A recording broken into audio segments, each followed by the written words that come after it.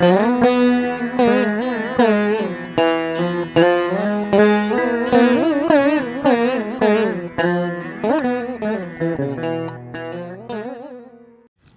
ஸ்ரீ கால பைரவரே போற்றி போற்றி. ஆதி சிவனின் பிரதிநிதியாக வெளித்தோன்றி உலக உயிர்களை மீட்கும் அருளினை பொழிகின்றோம். கால பைரவரின் அம்சம் என்பது காலத்தை ஆட்சி புரிவது ஒன்றே. மனிதர்கள் தங்களது எண்ணத்தினால் காலம் என்ற ஓர் வரையறையை உருவாக்கி உள்ளனர். சத்தியம் என்பது யாதெனில், மனித அறிவை கடந்த நிலையில் காலம் என்ற ஓர் கட்டறை நிலைப்பதில்லை. இறைவனின் சன்னதியில் காலம் என்பது நிலைப்பதில்லை. எந்த ஒரு தெய்வமும் அன்றி இயற்கையும் காலத்தை வரையறுத்து பணியாற்றுவது இல்லை. மனிதர்கள் மாத்திரமே அனைத்தினையும் காலத்திற்குள் அடக்கி வாழ்கின்றனர். இயற்கையையும் இறைவனையும் எந்த ஒரு காலத்திற்குள்ளும் அடக்க இயலாது. இறைவனின் படைப்பான மானுடர்களும் கால அங்கத்திற்குள் அடங்காதவர்களே. ஆயினும் அறிவினால் சிந்திக்கும் காரணத்தினால் காலத்தை வரையறுக்கின்றனர். ஆன்ம உணர்வுகளால் வாழத் துவங்கினால் காலம் என்பது உணரப்படுமே அன்றி வரையறைகளை உருவாக்கிடாது. அன்பு மானுடர்களே, சிவலிங்க பூஜைகளை ஏற்கும் தருணம் ஆன்மாவின் உணர்வு அலைகளை ஊடுருவி உட்சென்று சிவ லயத்தினை பற்றிடுங்கள். விரிகின்ற ஆன்மா என்பது காலத்தை கடந்தது. ஏனெனில் அறிவு என்பது ஆன்ம லயத்தினில் வீற்றிருக்க இயலாத நிலையில் காலத்தை உருவாக்கி அதனுள்ளே பயணிக்கின்றது. ஆழ்ந்து சிந்தித்தால் சத்தியம் புலப்படும். ஆன்மாவினை உணர்ந்து சிவலயத்தினுள் பிரவேசித்து விட்டால் காலம் என்ற சிந்தனை மறைந்துவிடும்.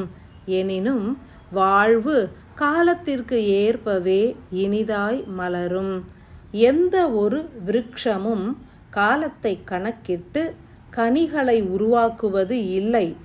எனினும் காலத்திற்கு ஏற்ப கனிகள் உருவாகின்றன.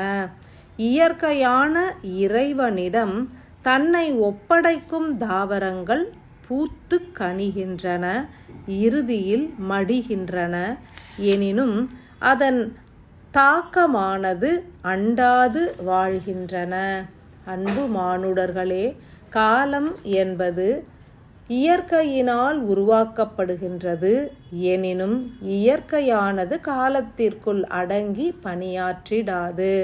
அவ்வண்ணமே அனைவரும் அறிவு உருவாக்கிய நிலைகளை கடந்து உணர்வுகள் உருவாக்கிய நிலையினில் நிலைத்து வாழ்ந்திருங்கள்.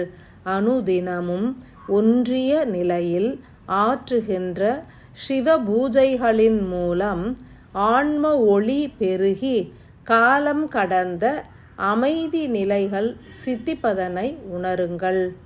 விரிந்து பூக்கின்ற ஈசனின் ஆன்மாவானது பற்பல சிவாம்சங்களை இயக்கத்திற்கு ஆட்படுத்தும்.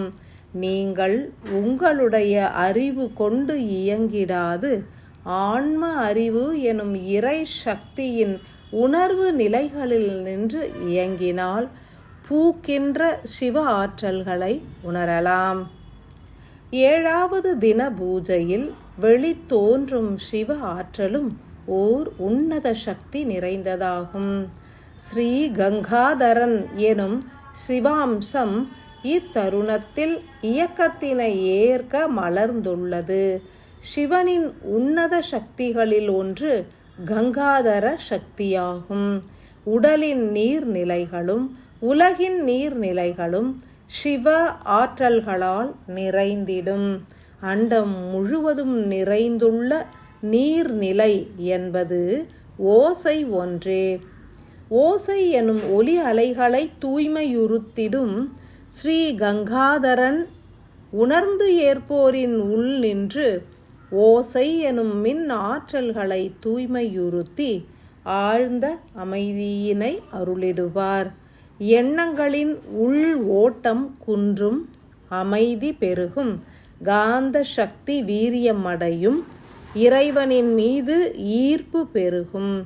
இந்நிலைதனை எய்தியோரின் மீது மற்ற ஆன்மாக்கள் ஈர்ப்பு கொண்டிடுவர். உணர்ந்து ஏற்க உன்னதங்கள் பெருகும். அன்பான ஆசிகள்.